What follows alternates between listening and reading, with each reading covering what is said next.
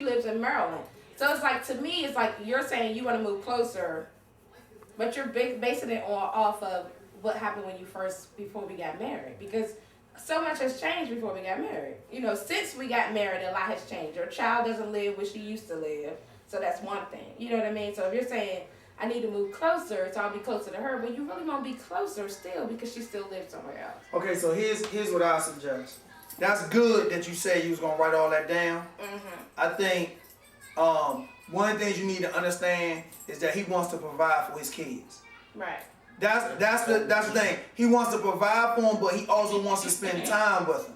Okay, and I think what's happening is it could be some other things that I don't know about, i.e. baby mama drama, in terms of them coming to stay with y'all. You don't know what they may be saying in the baby's ears to make them say to daddy, you live too far. Right. You know what I'm saying? So when you was closer, I could come get you, bring you back. You was not too far. If something popped off, the mother could come get them, but now it's too far. Maybe they can't come or whatever. That whole drama. I think what you need to communicate to him is that you support the idea of him spending more time with his kids and supporting his kids. Right. In light of that, how does that look in light of our current situation? And I think that's where y'all may have that talk and y'all lay everything out in terms of what you're saying. I think that'll help. But you definitely, before all that other stuff, you gotta communicate and clearly let him understand. I support you supporting your kids, and I support you spending time with your kids because I think that's important as well. Right. Those are the first two things I think you need to let him know, that you got his back in terms of doing those two things. And then once he understands that, how does that look now in light of your situation with your kids, in light of the kids that's in this house and us together? How do we make a decision that's right for all the people involved and not just one person and leaving these people out? How can we make a decision that's going to be feasible for everybody?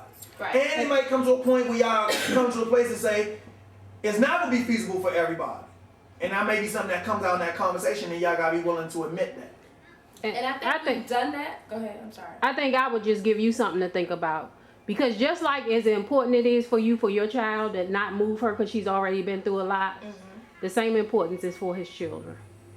So somewhere you got to consider the way you feel about your daughter being here because she's been moved around or because she's already had such a hard time. His kids may be feeling the same thing. My dad lives so far away, and so now he's trying to make the adjustment for them as well. So it's just something for you to think about when you had this conversation. How deep is that thing for you not to move your child right now? It's the same probably feelings that he's feeling as being a little bit closer to his kids. So there's a little compassion when y'all had that conversation. And I think we have had that conversation. So we had that conversation, but it keeps, to me, I feel like it keeps coming to the same point. It's like a circle, like the crazy cycle or whatever. It's like, okay, you live 30 minutes away from your children when you used to live in 15. Okay. So to me, I'm saying you don't want to drive into the city. That's not a problem. I will go get them. So it's like we need an action plan on how you gonna make this work. Because the bottom line is, even if we don't move for the next year, you're here for a year, right? So